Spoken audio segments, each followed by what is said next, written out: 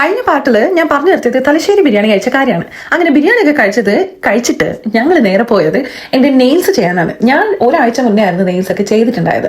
പക്ഷേങ്കിൽ ഞാനൊരു മ്യാരകമായ ഒരു കിച്ചൺ ക്ലീനിങ് നടത്തിയിട്ടുണ്ട്. കിച്ചൺ മാത്രമല്ല, മൊത്തത്തിലൊരു ക്ലീനിങ് നടത്തിയിട്ടുണ്ട്. അതിലെൻ്റെ 2 നഖം പൊട്ടി ഗൈസ്. അങ്ങനെ നെയിൽസ് ഒക്കെ ചെയ്ത് തന്നിട്ട് വിഷ്ണുവിൻ്റെ അടുത്ത് എങ്ങനെയുണ്ടെന്ന് വെച്ചപ്പം അതിഗംഭീരമായ പുച്ഛഭാവമായിരുന്നു ഗൈസ് എനിക്ക് കിട്ടിയത്. അതിനുശേഷം കുറച്ചു നേരം പൂളിലൊക്കെ അടിച്ചു പൊളിച്ച് പിന്നെ രാത്രി നമ്മൾ ഡിന്നറിന് പോയി.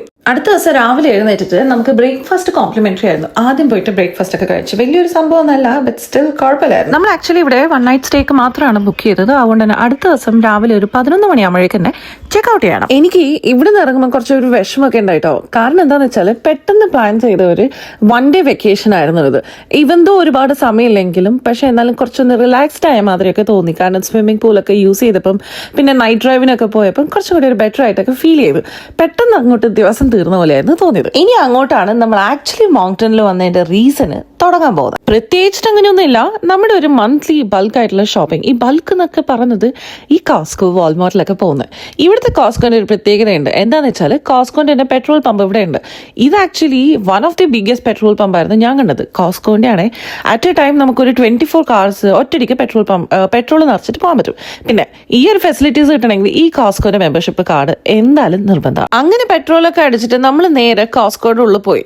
ഇവന്തോ എല്ലാ കോസ്കോയുടെ പ്രൈസ് സ്ട്രക്ചർ ഒക്കെ സെയിം ആണെങ്കിൽ പോലും ഇവിടുത്തെ കോസ്കോയിൽ കുറച്ചൊരു ഓപ്ഷൻസ് ഒക്കെ കൂടുതലുള്ള മാതിരി എനിക്ക് തോന്നി. പ്രത്യേകിച്ചിട്ട് ക്ലോത്ത്സിനൊക്കെ നമ്മൾ രണ്ടുപേരും ഒരുപോലെ ഇഷ്ടപ്പെടുന്ന ഒരു സംഭവമാണ് ഈ ഒരു മന്ത്ലി ഷോപ്പിംഗ്.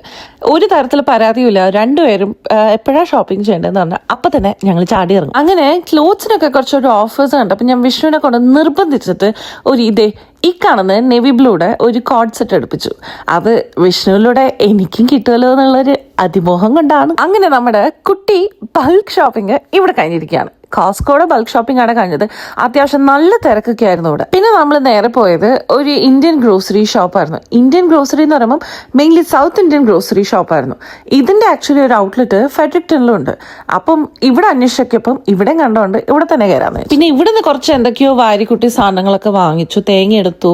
നമുക്ക് നല്ലൊരു ചൂര മീനൊക്കെ കിട്ടിയിട്ടുണ്ടായി. അതൊക്കെ വാങ്ങിയിട്ടുണ്ടായി ഗൈസ്. അങ്ങനെ ഫ്രഷ് ചൂരയൊന്നുമല്ല, അത്യാവശ്യം നല്ല ഫ്രോസൺ ഒക്കെ ആയിരുന്നു. ഇങ്ങനത്തെ ഷോപ്പിൽ വന്നു കഴിഞ്ഞാൽ ഈ ചൂരയായാലും നത്തലായാലും അങ്ങനത്തെ കുറെ മീനുകളൊക്കെ ഉണ്ട്. ഇതിന്റെ പേരെന്താന്നുള്ള എന്നോട് മറന്നുപോയി കേട്ടോ. പക്ഷേങ്കിൽ എനിക്ക് പണ്ടൊക്കെ ഭയങ്കര ഇഷ്ടമായിരുന്നു. അങ്ങനെ മൗണ്ടനിലെ ഷോപ്പിംഗ് ഒക്കെ കഴിഞ്ഞിട്ട് നമ്മൾ നേരെ പോയത് നില ഫാമിലി റെസ്റ്റോറൻറ്റിലായിരുന്നു. അടിപൊളി കോഴിക്കോടും ബിരിയാണിയൊക്കെ കഴിച്ചിട്ട് മൗണ്ടൻ ഒരു ടാറ്റ ബൈ ബൈ പറഞ്ഞിട്ട് ഞങ്ങൾ പോവുകയാണേ.